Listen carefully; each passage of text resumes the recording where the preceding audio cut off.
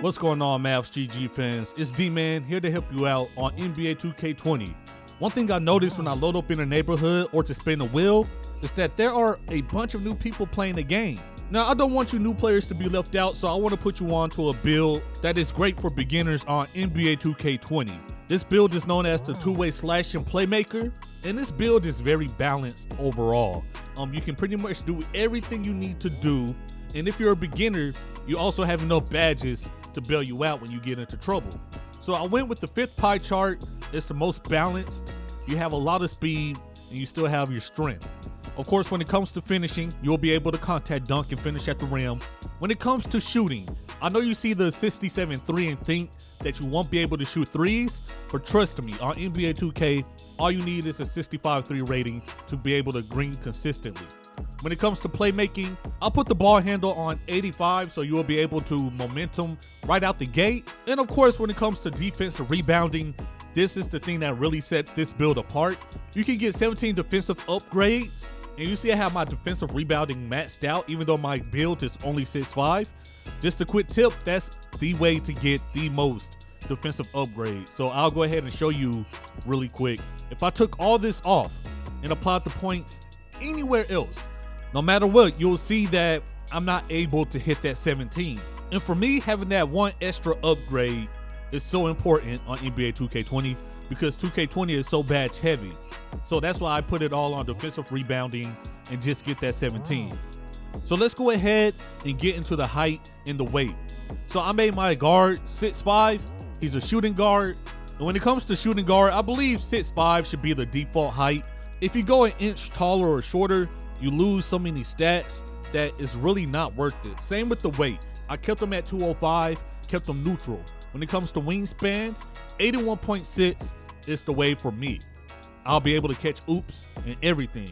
So like I said before, when it comes to choosing your takeover, it's really up to you because the build can do everything. You can be a slasher, a lockdown defender, or a playmaker. It depends on what you want to do with your build and your play style.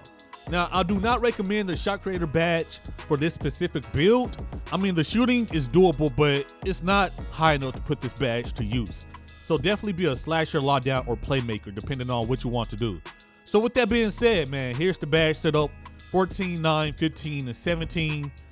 I'm not saying this is the best build for beginners, but badge-wise, it's so balanced. You can do whatever you need to do. Like I said, there are offensive threat builds out there that are really good too, and they are really glitchy. But for now, let's focus on being balanced. So I'm going to give you my badge setup on this build. I rock gold contact finisher, very important. Gold fancy footwork, also very important. Silver giant slayer, gold relentless finisher, and gold slithery finisher. This badge setup will allow you to dunk on people and finish over taller defenders at the rack. So if you need to do that or you want to do that, you'll be good.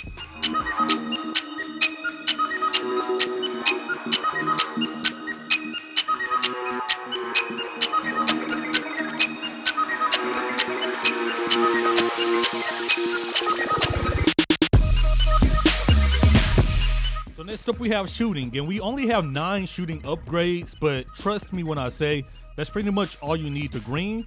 Although having more is fine too. Having more is really helpful. But with this setup, you'll be able to shoot off the dribble, off catch and shoot. So you want gold catch and shoot. Of course, you want silver corner specialist. On NBA 2K20, never go above silver corner specialist. I know that sounds crazy, but that's the way the game is.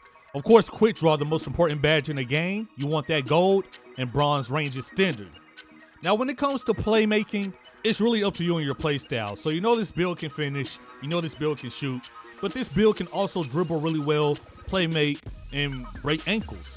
The most necessary badges are a quick first step, unpluckable, and handles for days. So you're able to dribble, get by people, and not get the ball stolen from you. Now, I do recommend putting most of these on gold. We only have 15 upgrades to work with. So if you do put them all on gold, you'll be able to get badges like Dimer or maybe a badge like Floor General. It all depends on your role and what you want to do at the park, rec, or pro-am.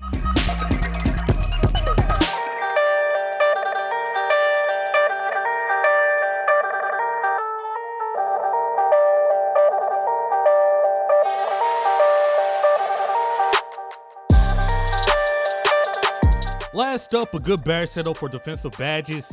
And just like shooting and playmaking, you can definitely move these badges around. So, of course, you need clamps. Of course, you need intimidator. With the two-way slashing playmaker, it's also good to have badges like pit pocket and pit dodger.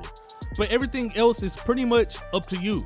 Now, I like to have fun getting chase down blocks like LeBron James. So I use chase down artist on gold and it works. But you can also move these badges around and equip trapper or tireless defender.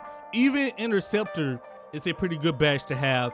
Rebound chaser is a really good badge to have. Or if you want to be more of a team player, you can throw on defensive leader and help your team out a little bit.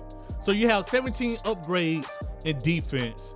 And let me tell you, most of the badges in the defense category are pretty good. So you really can't go wrong, but just make sure you have clamps and intimidator. At the end of the day, it comes down to you going out to the park, getting your feet wet with this build, and mastering the build. Like I said before, I'm not saying this is the best build on the game. There are offensive threat builds out there that are completely OP. But if you're starting NBA 2K20 in March, I do think that this is one of the most balanced builds badge-wise. You can do anything you want to do on the court once you get good with it. And 2K20 is so badge-heavy that you have all these badges to bail you out. At the end of the day, all I can do is give you the keys. What you decide to do with the keys is completely up to you. But I recommend just going out to the park and getting your feet wet to see what this build can really do. Like I said, overall, it really doesn't have a clear-cut weakness. Whatever you need this build to do, it can do it for you. So I hope this video was able to help you all out just a little bit. If you plan on trying this build out, let me know in the comments below. Or if you already have this build, you can vouch for me. You know you can. So you all take care, be easy, and you'll hear from me soon. Peace.